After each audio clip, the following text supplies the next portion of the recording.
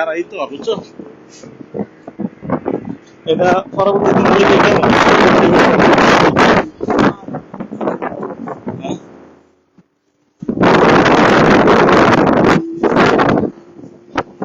আসসালামু আলাইকুম।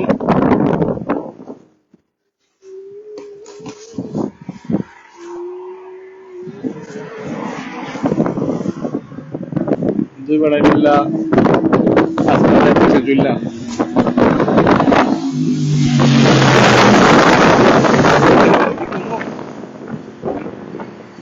এই যে মনোপতি নো দাঁড়া রয়েছি।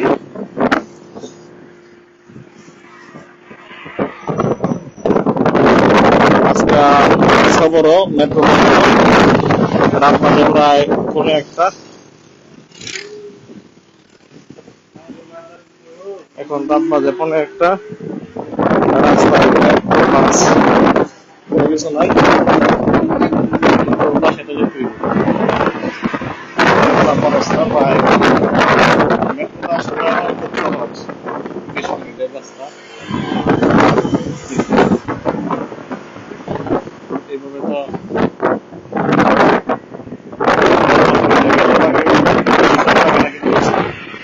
যাওয়া বইলে বোঝানো যাইব না।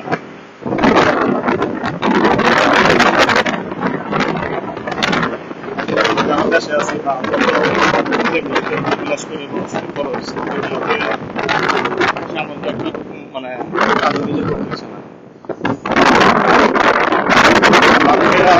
হাজিয়া হচ্ছে এবার 2 ঘন্টার কাজ, কিন্তু বিদেশে আসলে আমরা একটা জিনিস শেখা যায়, লাইফে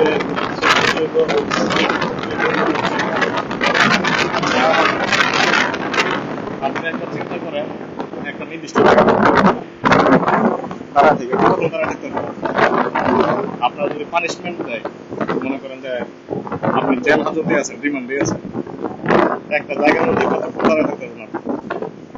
আর আমরা একটা জায়গার মধ্যে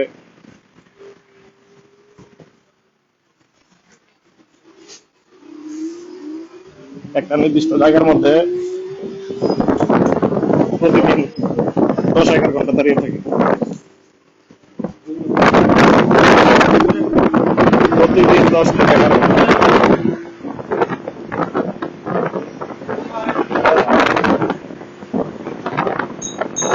আরেক 10-11 ঘন্টা দাঁড়িয়ে থাকে, গাড়ি আবার তো ঠিকই সময় আসবে। আর কাজের কথা কইলাম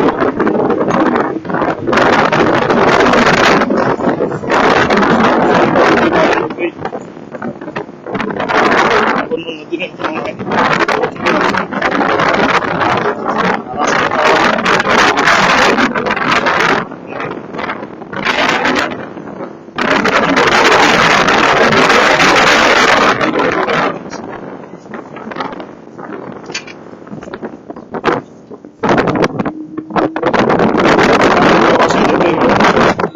আবার সময় মতো, এটাই বিদেশ।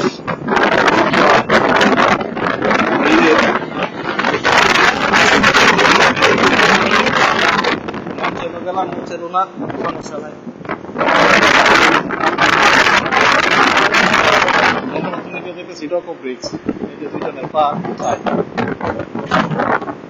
চিন্তা করা যায়।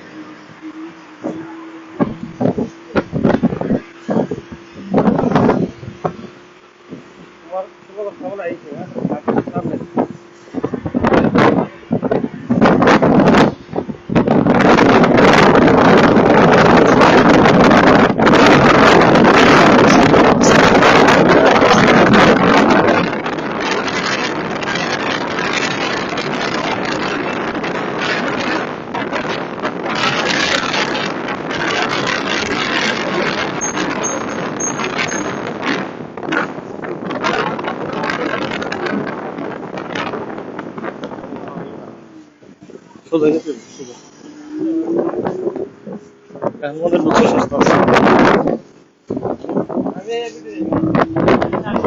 তারা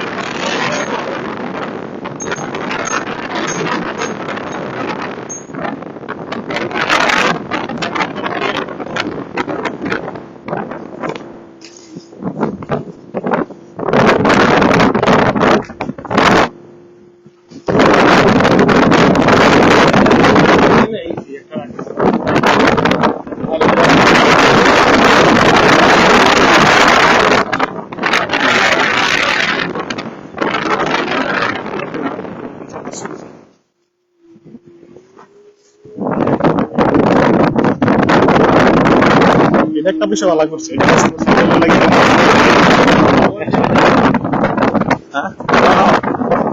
আরে মনোপাতি লাগি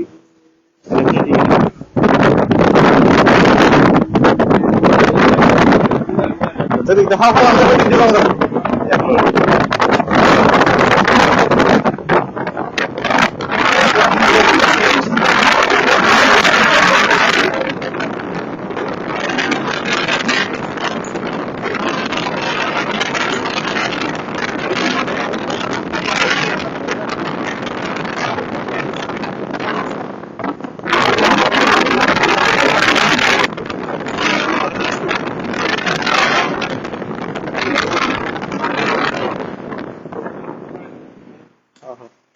ঠিক আছে তো আল্লাহ হাফেজ এই দোয়া চলে দিতেছে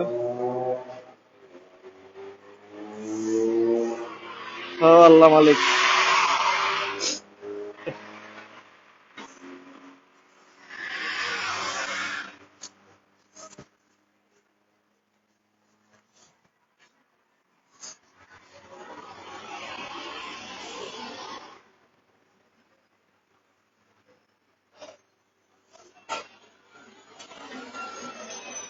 এইসব গাড়িগুলো খুব রিস্ক এক পায়ের উপরে দাঁড়ায় থাকতে হয় পা ধরে গেছে পায়ে জিনিস চলে আসছে যাই হোক আমি রেস্টুরেন্টে যেদিন প্রথম কাজে গেছি তো আমাদের এক নরসিংদীর আরেক বড় ভাই এই রেস্টুরেন্টে 15 বছর ধরে কাজ করে 15টা বছর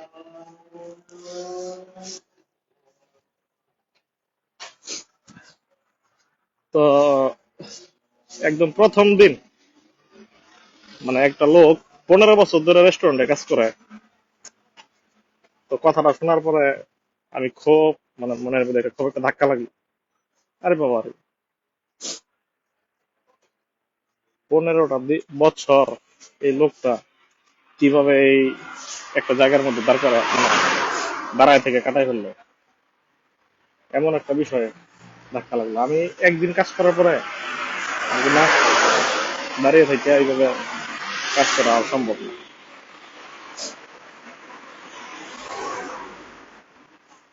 আগে বসার কাজ করতাম বৈশা বৈশা অফিসে তো তখন স্বাস্থ্য যাওয়ার জন্য জিমে যেতে হইতো আর এখন দাঁড়ায় থেকে কাজ করতে আসলে মানুষের কোনোটাই স্বস্তি নাই, মানে মানুষের কোনো সবুর নাই। এই যে লোকগুলো দাঁড়ায় রয়েছে সবাই যাইব গাড়ি লাগে, কোনো নেই, গাড়ি নেই।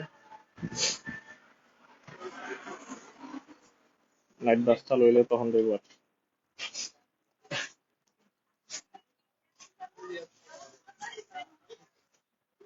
এই আর কি অবস্থা। এটাই হলো প্রবাস, এটার নাম বিদেশ। কিন্তু একটা বিষয় ভালো, অন্তত বিদেশে থেকে মানে যে কোনো ছেলে হোক মেয়ে হোক, মানে যাদের জীবনে কিছু করার ইচ্ছা থাকে অন্তত বিদেশে এসে সে কিছু রুলস, মানে কিছু রুলস শিখে যেতে পারবো, যেটা দিয়ে তার জন্য তার দেশে গিয়ে একটা কিছু করতে, একটা নিজের নিজের পায়ে দাঁড়াইতে, একটা ব্যবসা হোক বা যে কোনো একটা প্রতিষ্ঠানে করতে, সে একটা ইয়ের মধ্যে চলে আসবে। মানে অটোমেটিক কিছু যোগ্যতা আপনার ভিতরে চলে আসবে। আর যে কথাটা বলতেছিলাম, আমি খালি ওনারা নিয়ে চিন্তা করতাম যে এই লোকটা কিভাবে, কেমনে সম্ভব 15টা বছর একই জায়গায় দাঁড়ায় থেকে কাজ করে চলে গেল। আসলে রেস্টুরেন্টের কাজ দাঁড়ায় থেকে করতে হয়, বসার কোনো সুযোগ নাই। যতক্ষণ কাজ করবেন দাঁড়াই থাকতে হবে। এবার আপনার যত বড় পোস্টই হোক, এবার মালিকই হয়নি, মালিকও কাজ করে। এমন না যে মালিক বসে রয়েছে আপনি কাজ করতেছেন, এমন না, মালিকও দাঁড়ায় থাকে, বসার কোনো সুযোগই নেই, তারা আরো বেশি কাজ করে। আমরা আমাদের জায়গা, মানে আমাদের দায়িত্ব পালন করতে গিয়া ক্লান্ত হয়ে যায়, আর মালিক আমাদের রেস্টুরেন্ট হ্যান্ডেল করার পরে আরো 5টা রেস্টুরেন্ট আছে ওইগুলো হ্যান্ডেল করে। ঠিক আছে, সে অনেক পরিশ্রমী। আমাদের যে বাঙালি ভাইয়ের কথা বলছি, উনি 15 বছর এখানে চাকরি করে ঢাকা বাড়ি করছে 2টা। আর মালিক এই 15 বছর দিয়ে এনে রেস্টুরেন্ট করে, এই রেস্টুরেন্টে টাকা দিয়া আরো রেস্টুরেন্ট করতে 5টা। এখন আপনি চিন্তা করেন আপনার পরিশ্রম অনুযায়ী আপনাকে আল্লাহ দিবে, আপনি যতটুকু পরিশ্রম করবেন ঠিক ততটুকু পাবেন। আপনি পরিশ্রম না করে আরেকজনের দিকে তাকিয়ে থাকবেন আর মনে মনে ভাববেন যে সে এত টাকা কিভাবে পেলো, কেমনে কি করলো, নিশ্চয়ই এটা করে, নিশ্চয়ই এটা করে। আপনি যে কোনো বালের চিন্তাই করেন না কেন, আপনি যেটা ভাবেন, আপনি যে কোনো চিন্তাই করতে পারেন, ওই চিন্তা আপনার যোগ্যতা পর্যন্ত লিমিটেড। আপনি যেমন প্রকৃতির আপনি এমন চিন্তা ভাবনা করবেন। কিন্তু যে যেটা পাইছে বা যে যেটা করে অবশ্যই পরিশ্রম করে অর্জন করে। ঠিক আছে, যেটাই অর্জন করুক এটার পিছনে তার পরিশ্রম আছে, তার ত্যাগ আছে, তার শ্রম আছে। ঠিক আছে, আমি যদি চিন্তা ভাবনা করি এই রেস্টুরেন্টে একটা চাকরি করে একটা বাড়ি করবো বা এই রেস্টুরেন্টে দাঁড়ায় থাকবো, আল্লাহ তালা আমরা এতটুকুর ভিতরে সীমাবদ্ধ রাখবো। মালিক এই রেস্টুরেন্ট দিয়া পরিশ্রম করে একটার পর একটা 5টা রেস্টুরেন্ট করছে, আরো করবো সামনে। ঠিক আছে, কারণ বেড়া কামের এখন লজ্জা পায় না, বেড়া সব কাজ করে। সর্বনিম্ন যে কামটা আছে সকালবেলা মানে আইসা, যদি মানে ওয়াইটারের শর্ট থাকে তাহলে নিজে আইসা বাথরুম পরিষ্কার করে, বাথরুম ময় মশলা মানে বাথরুম থেকে বেসিন টেসিন যা আসে সব নিজে হাতে পরিষ্কার করে। সমস্যা কি, নিজের কাজ নিজে করবে। পরবর্তীতে বছর বছর আবার মার্সিডিজ বেঞ্জ যত আপডেট মডেল আছে ওইগুলো পাল্টায়। মালিকের মা 70 বছর বয়স, উনিও মার্সিডিজ প্রাডো গাড়ি দিয়ে ঘুরে। হ্যাঁ, আর ওই কি জানি বলে, এখনো কাজ করে, মালিকের বাবাও কাজ করে। ঠিক আছে, তো আপনার পরিশ্রম অনুযায়ী আল্লাহ আপনাকে দেবে। আর আপনি মানে চিন্তা ভাবনা চাহিদা যতটুকুর মধ্যে সীমাবদ্ধ রাখবেন ততটুকু দেবে। ঠিক আছে, সাময়িক রেস্টুরেন্টে কাজ করতেছে তার মানে এই না যে ফিউচার বা ভবিষ্যৎ এর মধ্যে সীমাবদ্ধ। সবার জন্য দোয়া রইল, শুভকামনা রইল। পরিস্থিতি যখন যেমন ওইভাবে টিকে থাকতে হবে। আমার জীবনেও হারাম আমি কোনো সময় বাড়িতে ভাতের প্লেটে ভাত বেড়ে রাখিনি। আর 10 থেকে 11 ঘন্টা দাঁড়ায় থাকি, তাও আলহামদুলিল্লাহ ভালো আছে। কাজ করি, সময় চলে যায়, এক্সপিরিয়েন্স হইলো, একটা নতুন যোগ্যতা হইলো, জীবনে একটা এক্সপিরিয়েন্সের সাথে আরো একটা অভিজ্ঞতা যুক্ত হইলো। অন্তত বলতে পারবো যে রেস্টুরেন্টে কাজ করছি, ভালো পোস্ট নিয়ে কাজ করছি, কেউ সহযোগিতা করে নাই, যে এমন না যে বাপ চাচা আছে সহযোগিতা করে কাজ শিখেছে, এমনটা না, নিজের যোগ্যতায়। কেউ না, বিদেশের মাটিতে কোনো ভাই বন্ধুরও ফোন দিছি না যে আমার একটু সহযোগিতা লাগবে।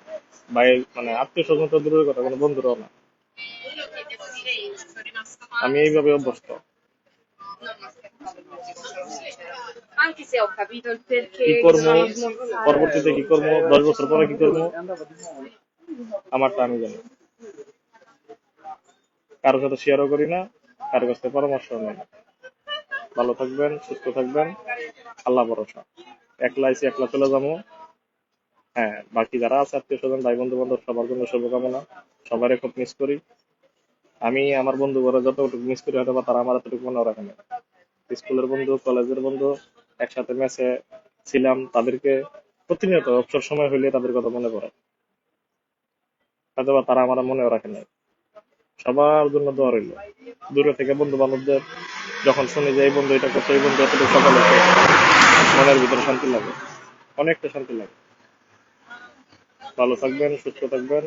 আসসালামু আলাইকুম।